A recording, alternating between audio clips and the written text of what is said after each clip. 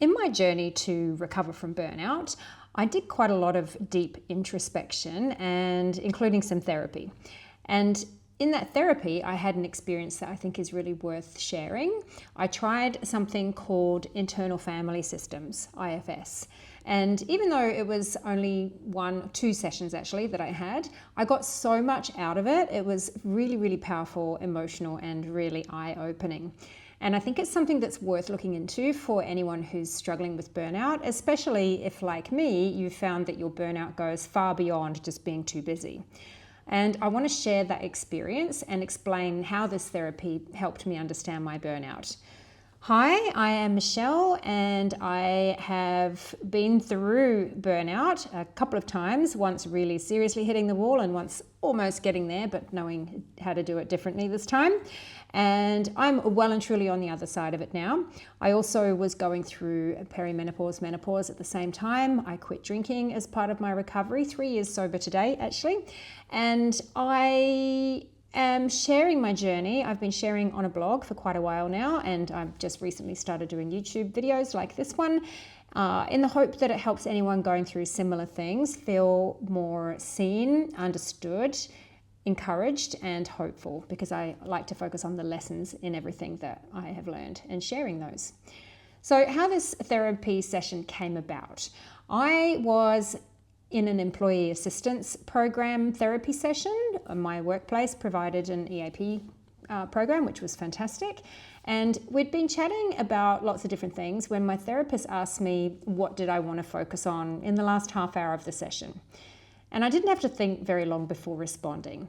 I wanted to know how to let go of that constant feeling of panic that I've been experiencing, even on easy days. So that feeling of urgency wasn't new. It's something that had been building really slowly over the years.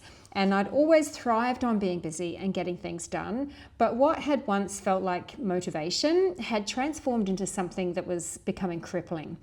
The feeling of urgency that I had all the time had reached a point where it just never left me, even when there wasn't a real rush. And on this particular day, for example, I didn't have much to do. I could see the dishwasher door ajar. I was sitting right here on the call with my therapist, and I could see the dishwasher, which is just over there. The door was ajar. I had a load of washing that I had to fold. I needed to make my lunch, and I needed to go to the supermarket. And I had all day to do these things, and none of these were critical. There was no deadline, but that feeling of urgency and panic that I had to get these things done as soon as possible just pulsed through me, and I could not get over it, and I was feeling so stressed. And I told my therapist all of this, and that's when she asked me to close my eyes and feel everything in the body.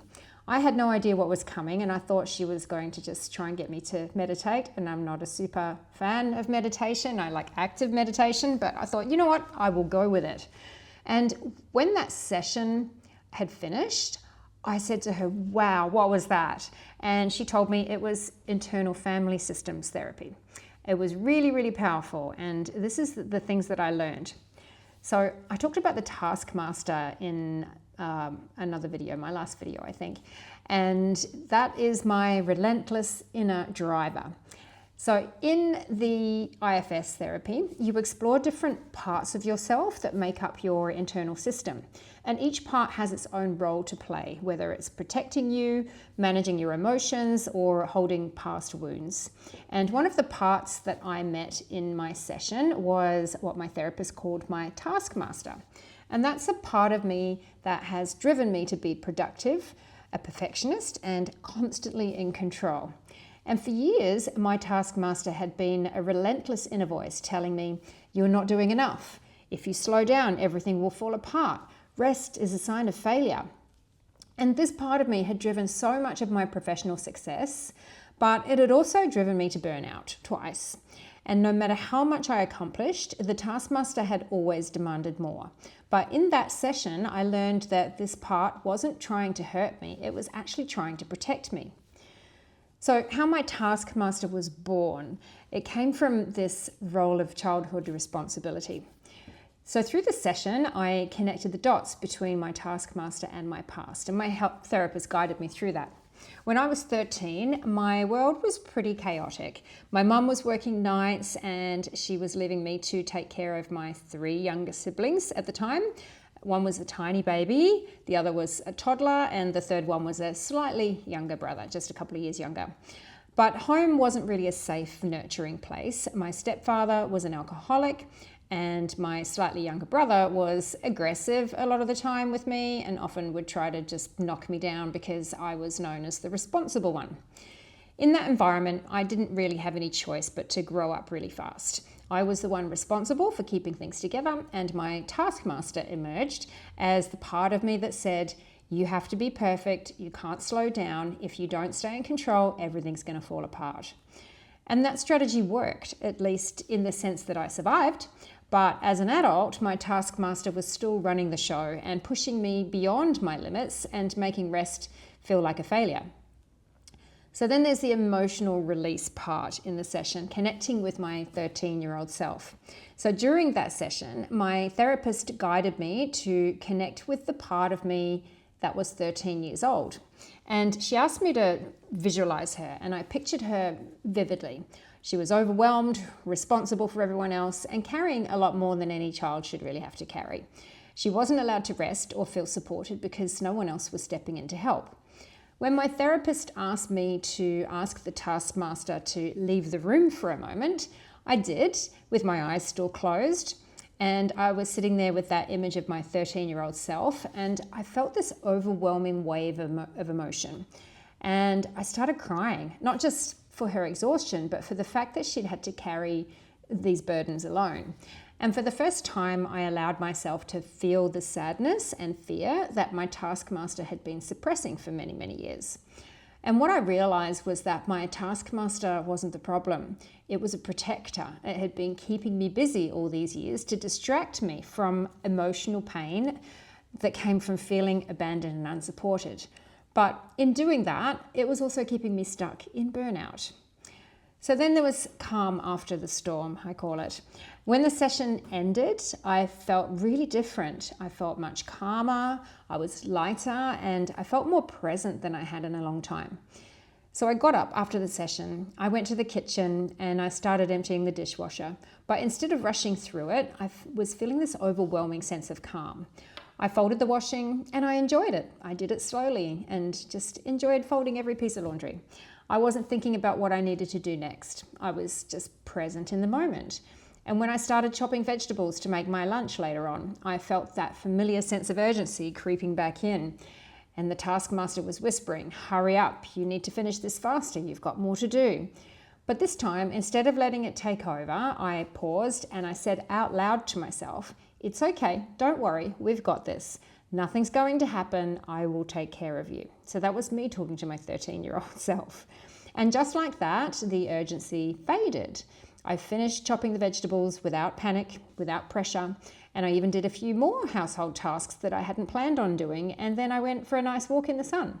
So I was actually more productive without that sense of panic that was crippling me. So that session reinforced something that I've come to believe. Burnout is not just about doing too much. It's about what's driving you to do too much.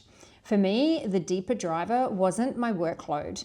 It was that unresolved emotional pain from my past.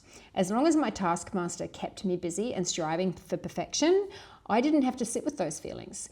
But the avoidance came at a cost: burnout, exhaustion, and a constant sense of never being enough. So that session didn't magically cure me, but it did give me clarity on what needed to change. I realized that my taskmaster wasn't the enemy. It was a part of me that had been doing its best to protect me. But now I don't need it to work so hard. I can give it a new job. So I reassigned my taskmaster to be the balance keeper. Its new job is to help me recognize when I need rest, when to set boundaries, and when to focus on things that bring me joy instead of perfection. It's still a work in progress, and I'm getting really good at it now because this is a while ago, and I need to remind myself of this every now and then to keep it front of mind. But I started feeling a shift, and when that old taskmaster voice tells me that I should be doing more, I remind it that we're safe now. I don't need to panic, and I don't have to overachieve to feel worthy, and rest is not a failure. So my takeaway, healing burnout means healing what's beneath it. So this experience taught me that burnout recovery isn't just about external changes, like managing workloads or practicing self-care. Those things are important, of course, but it's about going inward and healing the emotional wounds that drive us to overextend ourselves. For me, that meant connecting with the part of me that learned to equate productivity with survival and giving it permission to let go. I never expected that one session to have such an impact, but it did. And while I have continued on my journey, I have felt more hopeful, and I've learned to rest, I've learned to slow down, and I've learned to be kind to myself. And if old habits make that feel selfish, I can always reframe it as being kind to my 13-year-old self. And I'm learning that I don't have to carry the weight of my past alone. And there's nothing wrong. It actually feels good to be kind to my 13-year-old self. Sometimes I feel selfish for being kind to my 55-year-old self, but really it's my 13-year-old self, so I can't feel bad for that. So for anyone struggling with burnout, if this resonates for you, I encourage you to explore what might be driving your own burnout. Is there a part of you, like my taskmaster, that's working overtime to protect something deeper? If there is, know that you are not alone and that there is a way to heal. Whether it's through therapy, through journaling, or just quiet introspection and deep thinking, give yourself the space to listen to your inner world, and it can be incredibly powerful. So I'm still learning how to give my taskmaster a break. I've learned a lot, and it's a continuous work in progress. But maybe it's time for yours to take one too, take a break. Like I said, I've been sharing my whole journey on my blog at nostosnest.com. You can find me there if you like.